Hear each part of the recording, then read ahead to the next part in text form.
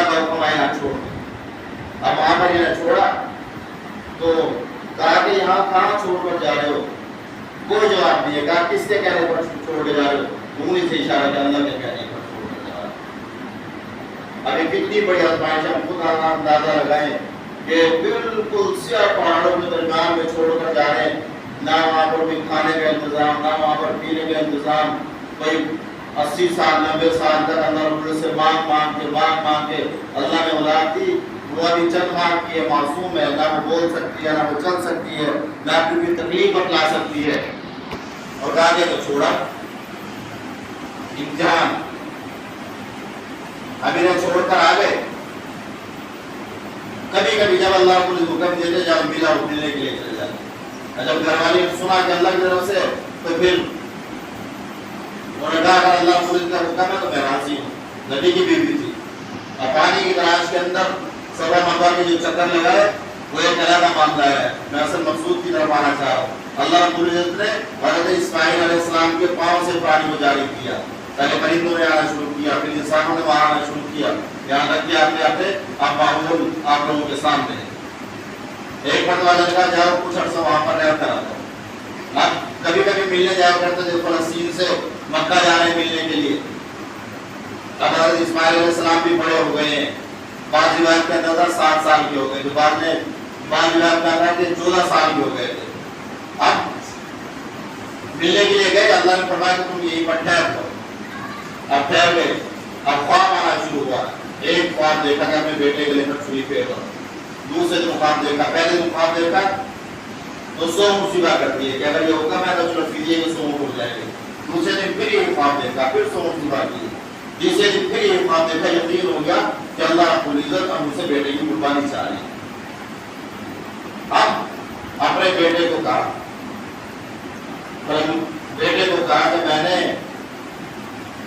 ایک خواب دیکھا ہے. کیا خواب دیکھا ہے؟ انی ارا فی المنام انی اذبحک فانظر ماذا ترى. کہ میں دیکھتا ہوں کہ میں اپنی اللہ کے نام پر قربان کر رہا ہوں، تمہارا کیا خیال ہے؟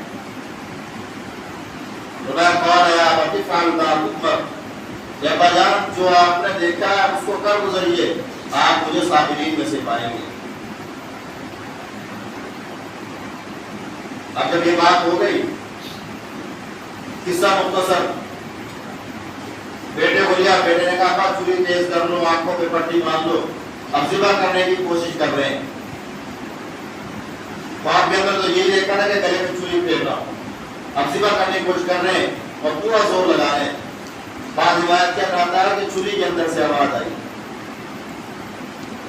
کہ تو مجھے حکم دے رہا ہے کہ ذبح کر، اور مجھے بنانے والا حکم دے رہا ہے کہ تم نے نہیں کاٹنا ہے. اور وہ پورا زور لگا رہے ہیں. اللہ نے دیکھا کہ میں یہ جو میں اس سے چاہتا تھا وہ سارا پورا ہو گیا. تو اللہ نے جبرائیل علیہ السلام کو بھیجا، تمبا دے کر بھیجا. اب حضرت اسماعیل کو وہاں سے ہٹا لیا، تمبا وہاں پر آ گیا.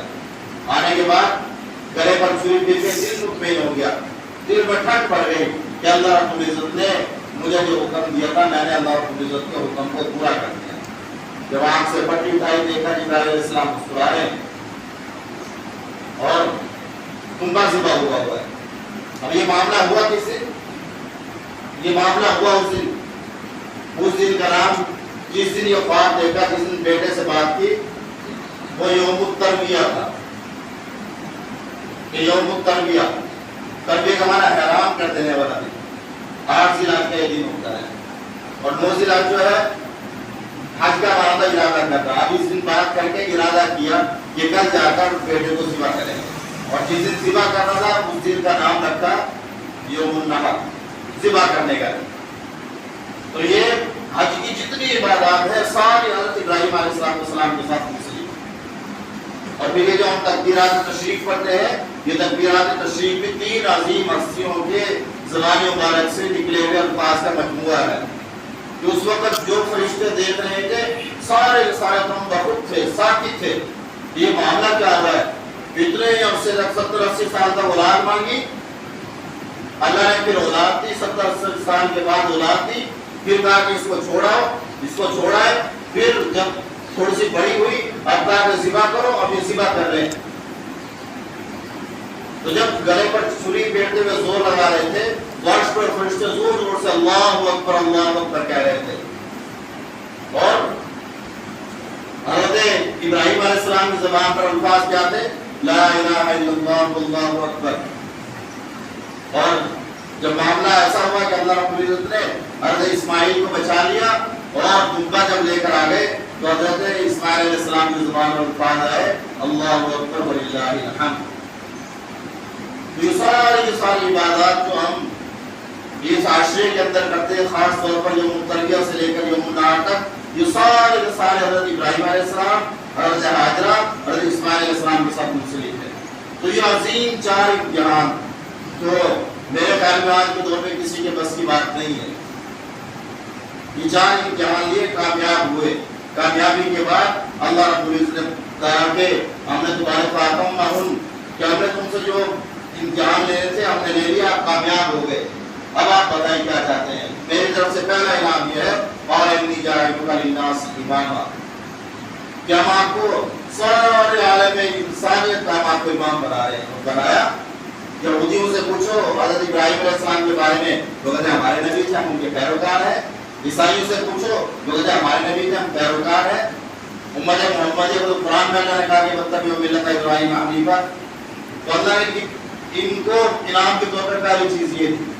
دوسری انہوں نے کیا مانگا؟ قال ومن ذریتی، کہ اللہ مجھے تو بنا رہے ہو، میری اولاد کو بھی بنا. اللہ نے کہا کہ تیری اولاد کو بھی بنایا.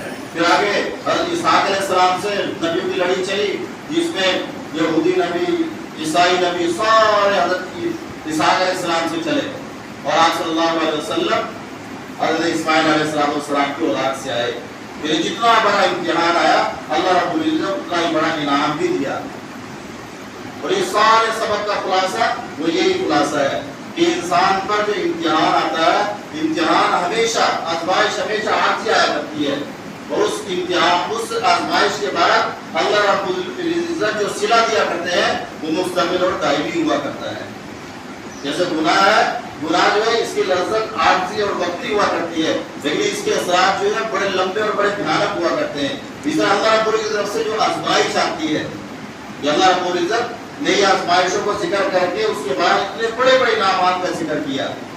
انعامات کا ذکر اسی لیے کیا، بتلایا کہ تم پر جتنی بڑی آزمائش آئے گی، لیکن پھر بھی امت ہوگا کہ تم نے آزمائش نہیں مانگی، اللہ سے عافیت مانگنی ہے، لیکن آزمائش آئے گی، تم اس آزمائش پر صبر کرو گے.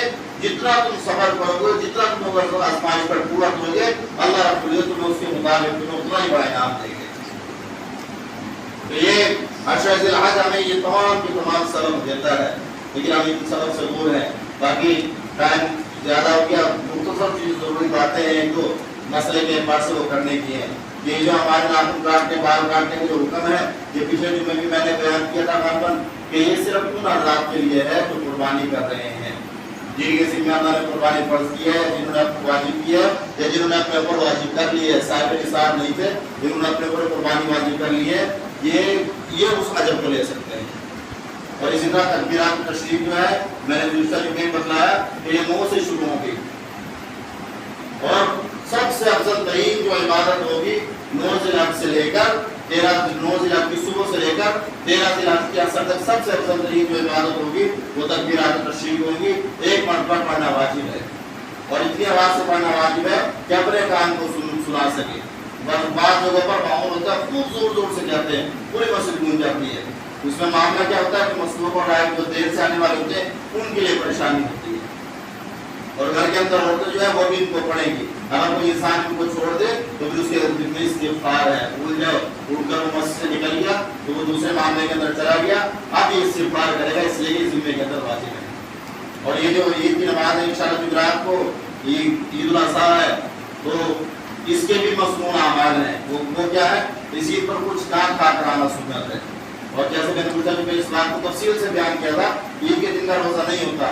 آپ صلی اللہ علیہ وسلم کہ اللہ رب کی طرف سے اس کو مہمانی کا دن قرار دیا ہے، اور ان 3 دنوں کے اندر 4 دنوں ان 3 دنوں میں روزہ رکھنے کی سخت ممانعت ہے. آپ سب ممانعت صرف شیطان روزہ رکھتا ہے. ان 3 دنوں کے اندر اللہ کے مہمان ہوں گے، ہمارے ذریعے سے دوسرے لوگ مہمان اٹھائیں گے جو قربانی کر رہے ہیں، وہ اپنے قربانی کو جنہوں نے قربانی نہیں دی نہیں کی ان کو جب گوشت پہنچائیں گے تو اللہ رب العزت کی طرف سے نمائندہ بن کر ان کے کھانے پینے کا انتظام ان کی طرف کر رہے ہیں. وہ کہ اللہ رب کی طرف سے مہمانی کر رہے ہیں. اللہ رب العزت نے ان کی میزبانی ہمارے ذمہ لگا دی, ان کے ذمہ لگا دی جو قربانی کر رہے ہیں.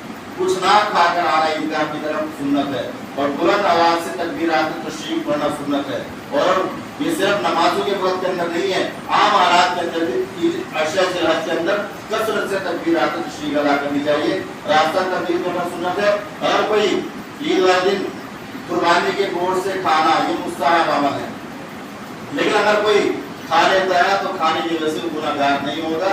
اگر وہ کھانا چاہے کھا سکتا ہے. آپ صلی اللہ علیہ وسلم نے فرمایا میرے دل کی چاہت ہے کہ میں اللہ رب العزت کی دعوت سے میں اپنے اس دن کے کھانے کی ابتدا کروں. اگر کسی کو اللہ رب العزت نے ہمت و طاقت دی ہے کہ وہ میرے مشقت کرنے کے بعد اپنی بھوک کو برداشت کر سکتا ہے تو اسے کرے, ورنہ بلا وجہ اپنے آپ کو مشقت کو نہیں ڈالنا چاہیے. اللہ تعالیٰ